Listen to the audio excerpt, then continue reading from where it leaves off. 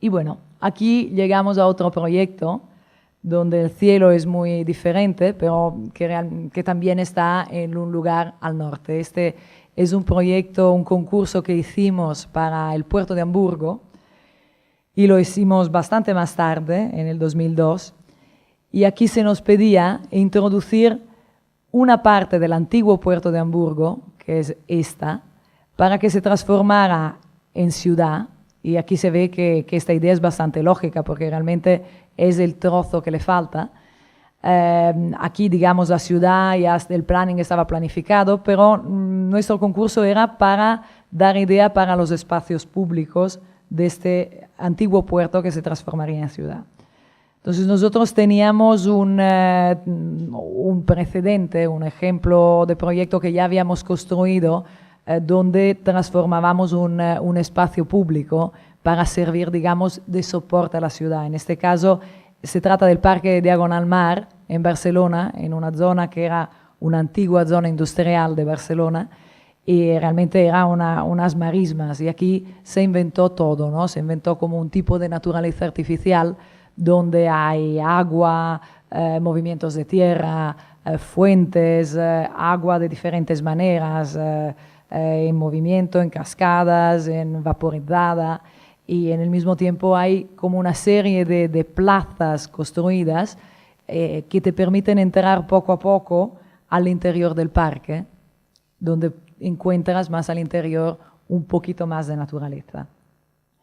Entonces aquí en Hamburgo también le proponíamos digamos una continuidad. Lo que veíamos que era importante era un poco romper el límite entre lo que era ciudad y lo que era el agua. Hamburgo es un agua muy peligrosa. Hay lugares donde te das cuenta que el agua es muy diferente, ¿no? Es muy diferente hablar del agua en Holanda, donde el agua ya está domesticada, o hablar del agua aquí, donde solo en los años 60 han habido muchos muertos por el hecho que las mareas son brutales. Pero queríamos intentar hacer que la relación entre el agua y la tierra fuera lo más suave posible y que el límite se desdibujara lo más posible. Entonces, un poco como le pasaba cuando esta área se utilizaba como un área industrial y donde llegaban barcos que casi se transformaban en tierra, iban y desaparecían. Entonces en el concurso le propusimos esto, realmente de volver a dibujar o desdibujar las líneas que separaban en plano la nueva ciudad de Hafen City del agua y lo mismo hacer en sección. O sea, realmente crear una sección que poco a poco unificara esta gran diferencia de nivel que había por razones de seguridad entre la nueva ciudad que se tenía que construir a 7,50 metros respecto al nivel del agua y la misma agua. Entonces esto a través de niveles diferentes, a través de escaleras y a través sobre todo de una serie de plazas flotantes donde se encuentran los mismos elementos que encuentras en el resto de los espacios abiertos de la ciudad. Aquí en la plaza flotante encuentras árboles y agua y lo mismo encuentras a los diferentes niveles. Y con esto empezamos a trabajar, ¿no? Empezamos a trabajar y esto es un poco el primer resultado. Estos son los espacios públicos que tenemos que dibujar y es un proyecto evidentemente muy grande. La ciudad se está construyendo en este momento, entonces se está haciendo por fases, pero ya hemos llegado a construir esta primera parte, ¿no? Esta primera cabeza de puente que tiene que unificar esta parte de ciudad a la parte de la dársena más grande. Y esas son las plazas flotantes con esta forma casi de pescados, ¿no? Donde hay la posibilidad de caminar y también de poner los barcos y los veleros.